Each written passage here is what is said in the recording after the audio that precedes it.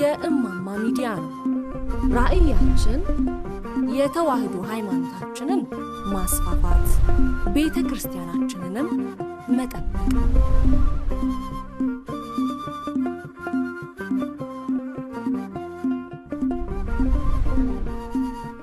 ቀጥታ የምንሄደው ወደ ዕለቱ ወንጌል ይሆናል። ይህን የድነት ቃልና የሕይወት ቃል የሆነውን የሚያስተምሩን የሚመክሩን ክቡር መምህራችን ሊቀ ትጉሃን ያስተምሩናል። ቀጥታ ወደ እርሳቸው ወስዳቸዋለሁ። በስመ አብ ወወልድ ወመንፈስ ቅዱስ አሃዱ አምላክ አሜን።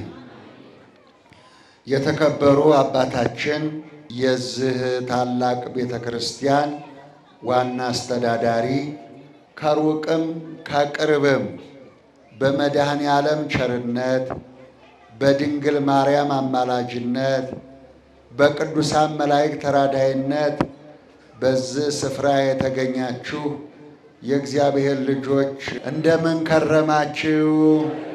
እንኳን አደረሳችሁ። የምድር ባለጠጎች በፊትሽ ይማልላሉ። በመዝሙር 44 በቅንፍ 45 ቁጥር 9 ላይ የተጻፈ ኃይለ ቃል ነው።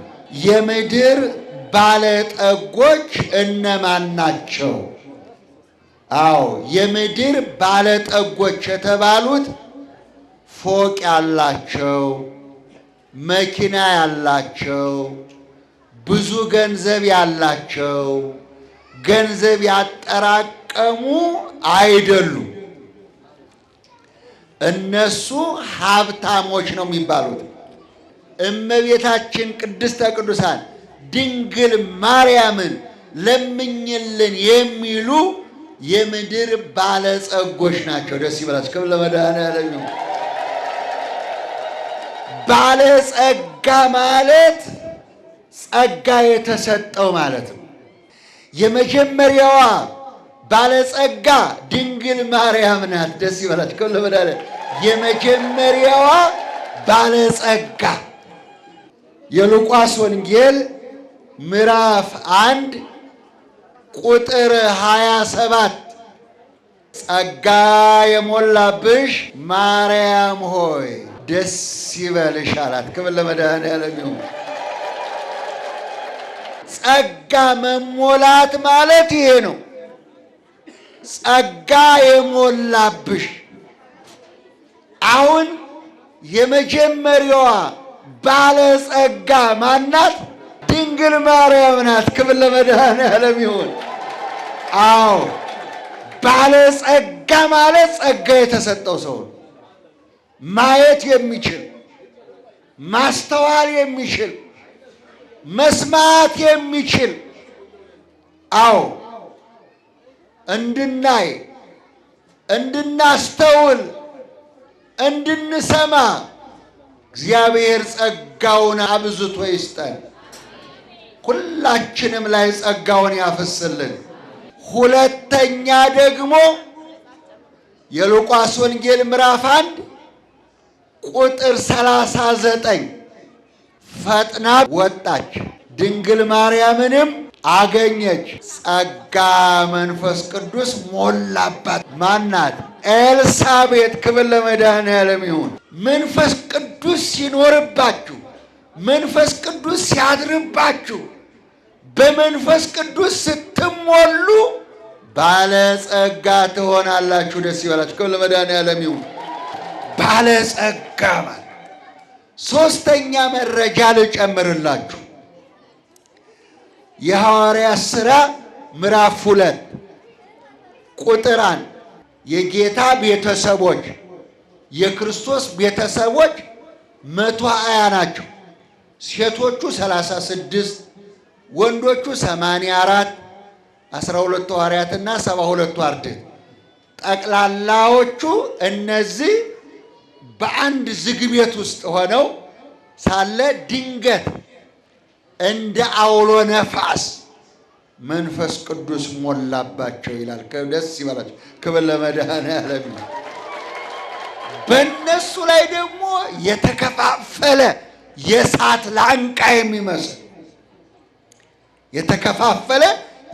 ላንቃ የሚመስል በእያንዳንዳቸው ላይ በ120ዎቹ ላይ መንፈስ ቅዱስ ሞላባቸው ይላል። ደስ ይበላቸው። ክብር ለመድኃኔዓለም። የምድር ባለጸጎች ሆኑ። ሸክላው ጸና፣ ረሃቡ ጠፋ፣ መከራው ቀለለ። እያንዳንዳቸው 72 ቋንቋ እንዲናገሩ መንፈስ ቅዱስ አደረጋቸው። ደስ ይበላቸው። ክብር ለመድኃኔዓለም። ጸጋ መንፈስ ቅዱስ ነው። ስለዚህ የመንፈስ ቅዱስን ስጦታ መፈለግ መሻት ነው። ያን ጊዜ መንፈስ ቅዱስ በእናንተ ላይ ሲያድር ጸጋ ሲሞላባችሁ እግዚአብሔርን ታያላችሁ፣ ድንግል ማርያምን ታገኛላችሁ። ደስ ይበላችሁ። ክብር ለመድኃኔዓለም።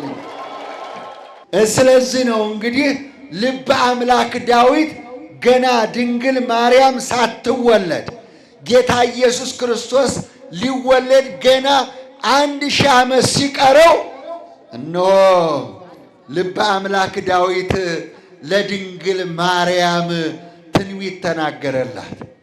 የምድር ባለጸጎች በሉ እስቲ በፊትሽ ይማልላሉ። ባለጸጋ የሆኑ ሰዎች፣ ጸጋ ያላቸው ሰዎች፣ በረከት ያላቸው ሰዎች፣ ማስተዋል ያላቸው ሰዎች፣ የሚያምኑ የእግዚአብሔር ልጆች አዎ ባለጸጎች ናቸው ተብላችኋል። ደስ ይበላችሁ። ልበ አምላክ ዳዊት በዚህ መዝሙር ላይ እንዲህ ብሎ ነበር። ልጄ ሆይ ስሚ፣ ጆሮሽንም አዘንብይ፣ ጌታ ውበትሽን ወዷልና። ልጇ ኢየሱስ ክርስቶስ ይወዳታል። ደስ ይበላችሁ። እጅግ ይወዳታል። አያችሁ፣ ተመልከቱ እስቲ። ልጄ ሆይ ስሚ አለ። ልጄ ሆይ ስሚ፣ እናንተም ስሙ። እሺ ልጆቼ ስሙ፣ አንቺም ስሚ፣ አንተም ስማ። የሰማ ሰው ጸጋ እግዚአብሔር ይቀበላል። የሰማ ሰው ጸጋ እግዚአብሔር ያድርበታል።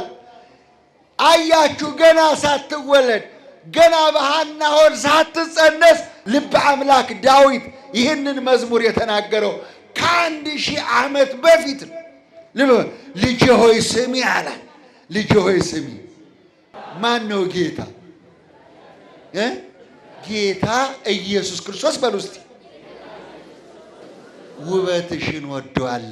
ክብር ለመድኃኔዓለም ይሁን። ውበትሽን ወደዋል። አዎ ውበትሽን ወዷል። ውበት ይሄ መልኩ አይደለም። እዚህ ውስጥ ብዙ ቆንጆዎች ሊኖሩ ይችላሉ።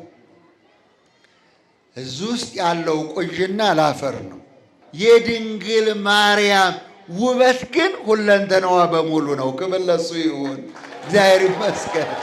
አያችሁ፣ አዎ እንቅፋት የሌለበት፣ ነቀፋ የሌለበት፣ ነውር የሌለበት እንዲህ አይነት ውበት ከደሟ ደም ከስጋዋ ስጋ ነስቶ በተዋህዶ የከበረባት እጅግ ውብ ናት። ደስ ይበላችሁ። ክብር ለመድኃኔዓለም። እጅግ ውብ ናት። አዎ እንዲህ አለ ትንቢተ ሆሴዕ ምዕራፍ 2 ቁጥር 21 ለዘላለም ለእኔ እንድትሆኚ በጽድቅና በፍርድ በምሕረትና በርኅራኄ አጭቼሻለሁ። ክብር ለእሱ ይሁን። አማላጅነቷ ዝጋ ተጠናቋል። ወገኔ ይህንን ትንቢት ብታነቡት፣ ይህንን ትንቢት ብትሰሙት፣ ልብ በሉ። ለዘላለም ለእኔ እንድትሆኚ አጭቼሻለሁ። ለዘላለም የጌታ እናት ናት። ለዘላለም ክብር ለመድኃኔዓለም ይሁን። ቅድስት ናት። ለዘላለም ሕያው ናት። ለዘላለም በምንድን ነው የተመረጠችው ነው? በጽድቅና በፍርድ። ከፍርድ ቀን የምታድን ድንግል ማርያም ናት። ደስ ይበላችሁ። ከሁሉ ለመድኃኒዓለም ይሁን። አዎ አያችሁ፣ በፍርድ ቀን በጽድቅና በፍርድ ልብ በሉ፣ በጽድቅና በፍርድ እየለመነች የምታስበት ወደ ገሃነም ከመግባት የምታዋጣ እናትሽ ድንግል ማርያም ናት። ክብር ለመድኃኒዓለም ይሁን። እሷ ናት። ከዛስ አያችሁ ርኅሪት ናት። እንዴት ተመረጠች? በምህረትና በርኅራኄ። ርኅሪት እኮ ናት። አዛኝ እኮ ናት። አስማሪ እኮ ናት። አዎ ልጄ ሆይ፣ አዎ ተማጽኛለሁ፣ ለምኛለሁ፣ በገባህልኝ ቃል ኪዳን መሰረት እችን ነፍስ ማርልኝ ትላለች። ለዚህ ነው አዎ የምድር ባለጸጎች፣ ጸጋ ያላቸው፣ ዓይናቸው የበራላቸው፣ ማስተዋሉ ያላቸው እናታችን ይሏታል። አያችሁ፣ ባለጸጋ ያልሆነ ጸጋ የተለየውማ ምንድናት ብሎ ክዷት ሄዷል። ሰነፍ ነው። ሰነፍ በልቡ አምላክ የለም ይላል። የአምላክን እናት ክዷል። አዎ በስራቸው ባስተሳሰባቸው ጎሰቆሉ፣ ረከሱ ይላል። ከእናቱ የተለዩ እኮ ረክሰዋል። ከእናቱ የተለዩ እኮ ጎስቁለዋል። ልበ አምላክ ዳዊት እንዲህ የሚለውን ቃል ቀጠለ። መዝሙር 131 በቅንፍ 132 ቁጥር 14 ላይ እንዲህ የሚል ቃል ተጽፏል። ይቺ ለዘላለም ማረፊያዬ ናት፣ መርጫታለሁ፣ በእርሷም ለዘላለም አድሬባት እኖራለሁ ይላል። ክብር ለመድኃኒዓለም። አዎ ስለዚህም ይቺ ለዘላለም ማረፊያዬ ናት፣ መርጫታለሁ። ታዲያ እንግዲህ ማን ይለያል? እግዚአብሔር የመረጠው። ቅዱስ ጳውሎስ እንዲህ አለ፣ ሮሜ ምዕራፍ 8 ቁጥር 34 ላይ የሚያጸድቅ እግዚአብሔር ነው፣ የሚኮንንስ ማን ነው? ከክርስቶስ ፍቅር የሚለየኝ ማን ነው አለ። ሰይፍ ነው፣ ረሃብ ነው፣ ጥም ነው፣ ስደት ነው፣ መከራ ነው። ከክርስቶስ ፍቅር ማን ይለየናል አለ። ከጌታስ እናት ማን ይለየናል? ከቅዱሳኑስ ማን ይለየናል? ከጻድቃኑስ ማን ይለየናል? ከቤተ ክርስቲያንስ ማን ያወጣናል? ክብር ለሱ ይሁን። አዎ ወገኔ እንዲህ ይላል፣ የተከፈተ በር ሰጥቻለሁ። እግዚአብሔር የከፈተውን ማንም አይዘጋውም ይላል። እግዚአብሔር የከፈተውን ማን ይዘጋዋል? ንገሩኝ፣ ማን ይዘጋዋል? ይሄ የተከፈተ በር ነው። ለእኔና ለእናንተ ተሰጥቷል። ተዋህዶ ሥጋ ለብሶ ተዋሃደ፣ ሥጋ ለበሰ፣ ፍጹም ሰው ፍጹም አምላክ ሆነ። ክብር ለመድኃኒዓለም ይሁን። ተዋህዶ ማለት ሰውና እግዚአብሔር ነው። በማን? በድንግል ማርያም። ከሥጋዋ ሥጋን ነስቷል፣ ከነፍሷ ነፍስን ነስቷል። በተዋህዶ ከብሯል። ተዋህዶ የሚለው ቃል የጌታ የኢየሱስ ክርስቶስ ሰው መሆን ነው። ደስ ይበላችሁ። ከሁሉ መድኃኒዓለም ሰው መሆን ነው።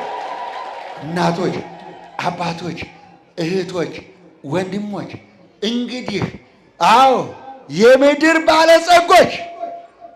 ባለጸጎች እናንተ የድንግል ማርያም ልጆች፣ እናንተ የኢየሱስ ክርስቶስ ደቀ መዝሙሮች፣ እናንተ የጌታ የኢየሱስ ክርስቶስ ተከታዮች ደስ ይበላችሁ። ክብር ለመድኃኒዓለም ይሁን። እንዲህ ተብሎ ተጽፎላችኋል።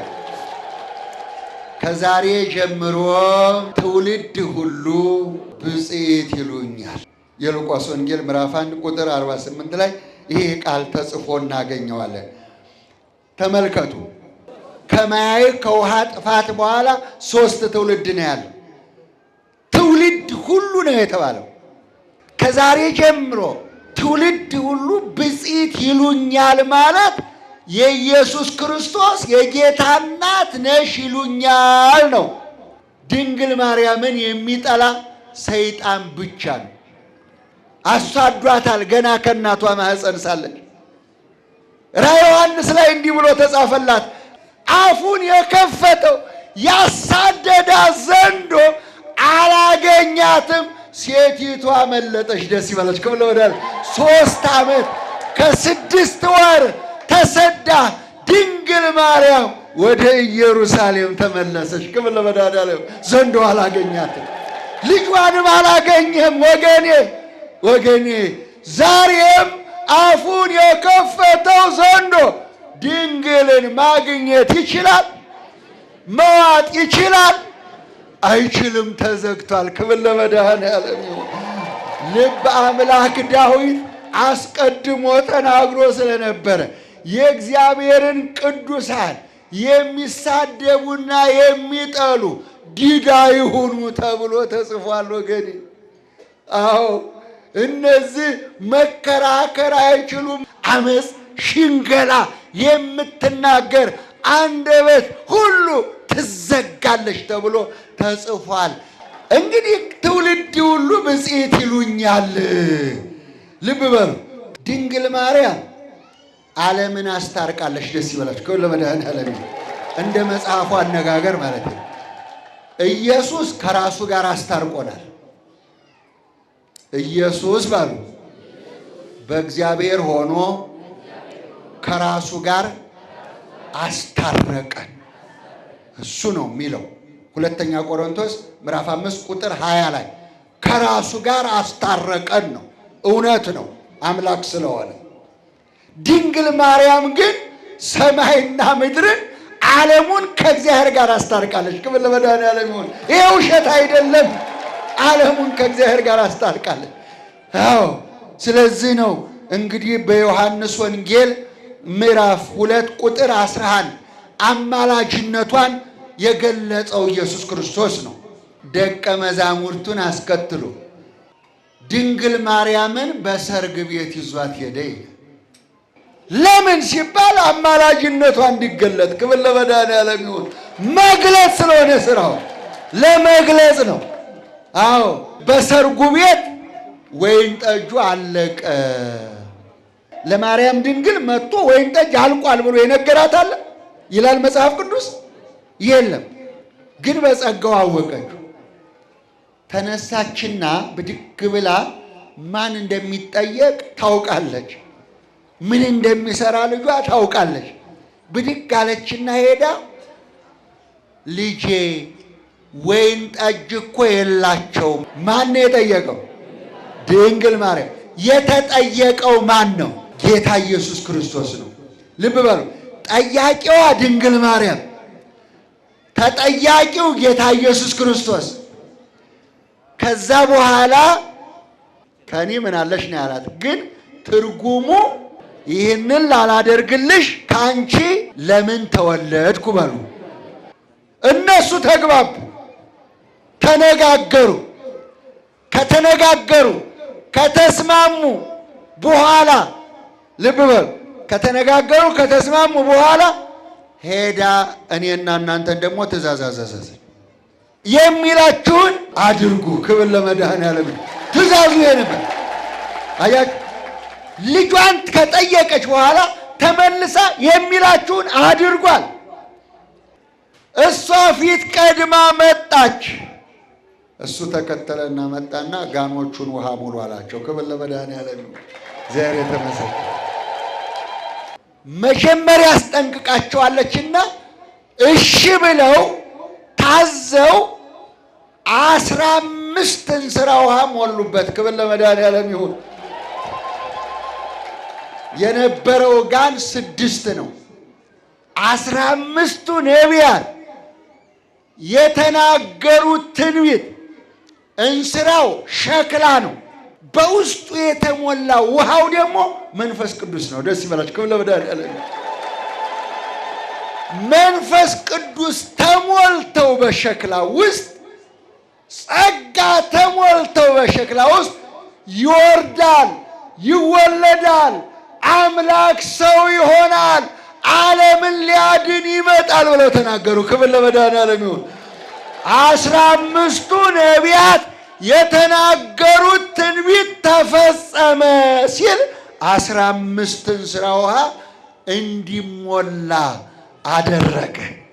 ከዛስ በኋላ 15ቱን እንስራ 6ቱን ጋር ወደ ወይን ጠጅ ቀየረው ይላል። ክብር ለመድኃኔዓለም ይሁን። ተቀድቶ የማያልቅ ይህንን ወይን ጠጅ የት አስቀምጣችሁት ነበር ብለው እስኪያደንቁ ድረስ የማይጠገብ የማያሰክር አዲስ ኪዳን ሰጠኋችሁ ሲል ወደ ወይን ጠጅ ቀየረው። ክብር ለመድኃኔዓለም ይሁን። አዲስ ኪዳን ወንጌል ነው። የሚበላና የሚጠጣ የጌታ ሥጋና ደም አዲስ ኪዳን ሆኖ ተሰጠን። ደስ ይበላችሁ። ክብር ለመድኃኔዓለም ይሁን። አዎ 6ቱ ጋኖች የ6ቱ ቃላት ወንጌል ምሳሌዎች ናቸው። 15ቱ የነቢያት 6ቱ የ6ቱ ቃላት ወንጌል ወይን ጠጁ የአዲስ ኪዳን ሆኖ ተተርጉሟል። ደስ ይበላችሁ። ክብር ለመድኃኔዓለም ይሁን። ይህ የሆነው በማን ጥያቄ ነው? በድንግል ማርያም ጥያቄ ነው። በወላዲተ አምላክ ጥያቄ ነው። ስለዚህ እሷ አዎ ጠያቂ ናት። እሷ ጸሎት ነው፣ ልመና ነው የምታቀርበው። መሐሪው ፈራጁ ግን የንጉሶች ንጉሥ የጌቶች ጌታ ጌታ ኢየሱስ ክርስቶስ ነው። ክብር ለመድኃኔዓለም። የድንግል ማርያም ልጅ በዙፋኑ ይቀመጣል። የድንግል ማርያም ልጅ ኃጥአንና ጻድቃን በግራና በቀኝ ይሰበስባቸዋል። ማቴዎስ ወንጌል ምዕራፍ 25 ቁጥር 34 ላይ ተመልከቱ። የድንግል ማርያም ልጅ ፈራጅ ነው። የድንግል ማርያም ልጅ እንደ ሥራው ይሰጣል። የድንግል ማርያም ልጅ በግራው የቆሙትን እነዛን ክፎች አመፀኞችን እናንተ እርጉማን ወደ ዘላለም እሳት ሂዱ ብሎ ይፈርዳል። በቀኝ ያሉትን ደግሞ እናንተ የአባት የቡሩካን ዓለም ሳይፈጠር ወደ ተዘጋጀላችሁ መንግሥተ ሰማያት ግቡ ብሎ ያወርሳል። ክብር ለመድኃኔዓለም ይሁን። ግቡ ወደዛ። የእሷ ልጅ ይሄ ነው ወገን፣ ፈራጅ ነው። ስለዚህ እግዚአብሔር አምላካችን በመጀመሪያ የነገረን አዎ ባለጸጎች ሳሊለነ ቅድስት ብለው የሚጠሩሽ የሚወዱሽ ልጆችሽ ወገኖችሽን ወደ ንጉሡ እልፍኝ ታስገቢያቸዋለሽ አለ። ደስ ይበላችሁ። ለመድኃኔዓለም የንጉሡ እልፍኝ መንግሥተ ሰማያት ነው። መንግሥተ ሰማያት አዎ ሻማውን ይዛችሁ፣ ጧፉን ይዛችሁ፣ ጃንጥላውን ይዛችሁ፣ እጅ መንሻውን ይዛችሁ፣ ስጦታውን ይዛችሁ አዎ በፊትሽ ይማልላሉ። እጅ መንሻ ይዘው ይሰግዱልሻል አላት። ክብር ለመድኃኔዓለም ይሁን። ትንቢተ ኢሳይያስ ምዕራፍ 49 ቁጥር 23 ላይ እንዲህ ይላታል። የሚወዱሽ ልጆችሽ አዎ መሳፍንቱ፣ መኳንንቱ፣ እነዛ ታላላቅ ሰዎች ጭምር የእግርሽን ትቢያ ይልሳሉ አላት። ክብር ለመድኃኔዓለም ይሁን። ግንባራቸውን ወደ ምድር አስነክተው የእግርሽን ትቢያ ይልሳሉ፣ አድኝን ይሉሻል ይላል። ክብር ለመድኃኔዓለም ይሁን። ኢሳይያስ ነው የተናገረው። አንቺን የሚቃወሙ ግን ሥጋቸውን ይበላሉ፣ ደማቸውን ይጠጣሉ። አንቺን የተቃወሙ ሁሉ ይጠፋሉ አለ ኢሳይያስ። የእኛ እናት የመስቀሉ ስር ስጦታችን እባካችሁ አመስግኑ። የመስቀሉ ስር ስጦታ ይህን አደራ የበላ ማን ይሆን ወገን? ዮሐንስ ወንጌል ምዕራፍ 19 ቁጥር 25ን በደንብ ማንበብ። ዮሐንስ እነኋት እናትህ። እናት እኮ ተሰጥታለች። እናት እኮ ተሰጥቶሻል። የት ጥለሻት ትሄጃለሽ? ባላደራው ዮሐንስ ነው። ዮሐንስ እኛን ወክሏል። ዮሐንስ እነኋት እናትህ አለው። ክብር ለመድኃኔዓለም ይሁን። እነኋት እናትህ። እናትህን ጥለህ የት ትሄዳለህ? የት ትሄዳለህ ወገኔ? እዛ መስቀል ላይ ሆኖ ዮሐንስ እንደኔ አድርገህ እናቴን ተረከብ፣ እነኋት እናትህ አለው። ክብር ለመድኃኔዓለም ይሁን። እነኋት እናትህ። ዮሐንስ እናቴ እነሆ ልጅሽ። ዮሐንስ ልጅ ይሁንሽ። ከዚህ በኋላ እኔ ወደ ሲኦል እሄዳለሁ፣ የታሰሩትን አስፈታለሁ፣ እሞታለሁ። ከዛሬ ቀን ጀምሮ ልጅሽ ይሁንሽ። ዮሐንስን ሰጣት። ክብር ለመድኃኔዓለም ይሁን። ዮሐንስ የተሰጠውን አደራ ድንግል ማርያምን ወደ ቤቱ ይዟት ሄደ። ደስ ይበላት። ክብር ለመድኃኔዓለም። ወደ ቤቱ ወሰዳት። ሞትን አልቀመሰም። ዮሐንስ አረገ ወደ ሰማይ፣ አልሞተም። ክብር ለመድኃኔዓለም ይሁን። ድንግል ማርያም ስለተሰጠችው ምድራዊ ሲሆን ሰማያዊ ሆነ። ከመላእክት አንዱ ሆነ ዮሐንስ። ክብር ለመድኃኔዓለም ይሁን። ድንግል ማርያምን ይዞ አንተ በእውነት እኛ እንደኛ መልአክ ሆነሃል ብሎ የመሰከረለት እኮ የእግዚአብሔር መልአክ ነው። አዎ ዮሐንስ ራእይ ምዕራፍ 22 ቁጥር 15 አንብቡት። ዮሐንስ ለመልአኩ ሊሰግድለት ተነሳ ይላል። እንዳታደርገው ተጠንቀቅ፣ አንተ እንደኛ ሆነሃል። ሰባቱ ሰማያት ተከፍቶለት ምድር ላይ ሆኖ ደብረ ቆጵሮስ ተቀምጦ ሰማይ ላይ ያለውን ራእየ ዮሐንስ ጻፈ። ክብር ለመድኃኔዓለም ይሁን። አቤት አቤት መደነቅ! ድንግል ማርያምን እኮ ስለያዘ ነው። አዎ እንዳታደርገው ተጠንቀቃል። አንተ እንደኛ በቅተሃል፣ መልአክ ሆነሃል አለው። አንተ የፈጣሪ መልእክተኛ ነህ አለና ዮሐንስ ሰገደ፣ መልአኩም ሰገደ። በትህትና ተገለጡ። ክብር ለመድኃኔዓለም። መልአኩና ዮሐንስ በትህትና ተገለጡ። ትህትናን አስተማሩ ወገኔ። ዮሐንስ አዎ እንዲህ ብሎ ጻፈላት እኮ በሰማይ ታላቅ ምልክት ታየ። ፀሐይን ተጎናጽፋ 12 የብርሃን አክሊል የሆነላት ጨረቃ ከእግሮቿ በታች አላት። ቀይ ሴት አየሁ አለ። ክብር ለመድኃኔዓለም ይሁን። አንዲት ሴት አየሁ። ራዕየ ዮሐንስ 12 ቁጥር 1 ላይ ተመልከቱት። የአብርሃም የልጅ ልጅ ያዕቆብ በፍኖተ ሎዛ በዛ ምድር በራስጌው ከምድር እስከ ሰማይ ጫፉ የደረሰ መሰላል አየሁ። አናቱ ላይ እግዚአብሔር ተቀምጦበት ነበር። መላእክት ሲወጡበትና ሲወርዱበት ነበራል። አዎ ያ ከምድር እስከ ሰማይ የደረሰው መሰላል የድንግል ማርያም አማላጅነት ነው። ደስ ይበላችሁ ልበላል። አዎ ጫፉ ሰማይ ደርሷል እኮ። አሁን ቀና አለና እንዲህ አለ፣ በሰማይ ታላቅ ምልክት ታየ። ፀሐይን ተጎናጽፋ። ፀሐይ ማለት ኢየሱስ ክርስቶስ ነው። ፀሐይ ጽድቅ ይባላል። ፀሐይን ተጎናጽፋ ስጋዋን፣ ደሟን፣ አጥንቷን ተዋህዶ ፍጹም ሰው ፍጹም አምላክ የሆነው ኢየሱስ ክርስቶስ ነው። ክብር ለመድኃኔዓለም። ፀሐይ ጽድቅ ይባላል። ፀሐይ ይባላል። ኢየሱስ ክርስቶስን አየው። ጨረቃ ከእግሮቿ በታች አላት። ሳሊለነ ቅድስት የምትሉ ምዕመናን እንኳን ደስ አላችሁ። ጨረቃዎቹ ደግሞ እኛ ነን። ክብር ለእሱ ይሁን። አዎ እንግዲህ ከፈጣሪ በታች ድንግል ማርያም ናት። ከፍጡራን በላይ አንቺ ከሴቶች ሁሉ ተለይተሽ የተባረክሽ ነሽ።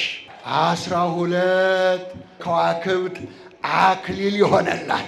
አዎ ከዋክብት የተባሉ 12 ሐዋርያት ናቸው። ደስ ይበላችሁ። ከሁሉ መድኃኔዓለም 12 ሐዋርያት። እና እንግዲህ ወገኖች የታደላችሁ እግዚአብሔር የመረጣችሁ የምድር ባለጸጎች እንኳን ደስ አላችሁ። ክብር ለመድኃኔዓለም። የምድር ባለጸጎች የምድር በሉ ባለጸጎች በፊትሽ ይማልላሉ። ላስተማረን፣ ለመከረን፣ ለገሰጸን ለልዑል አምላካችን ክብር ምስጋና ይድረስ። ቃለ ሕይወት ያሰማልን በሉልን። እግዚአብሔር የአገልግሎት ዘመናቸውን ያርዝምልን። ስለነበረን ጊዜ ሁሉ አምላካችን እግዚአብሔር የተመሰገነ ይሁን። እናታችን ቅድስት ድንግል ማርያም በስሟ ይህንን ትውልድ ሰብስባ እዚህ ላይ ቃሉን እንድንማማር ስላደረገች የድንግል ማርያምም እንዲሁም ምስጋና ይድረሳል። ሁላችሁንም መድኃኔዓለም ይጠብቃችሁ። አባታችን ሆይ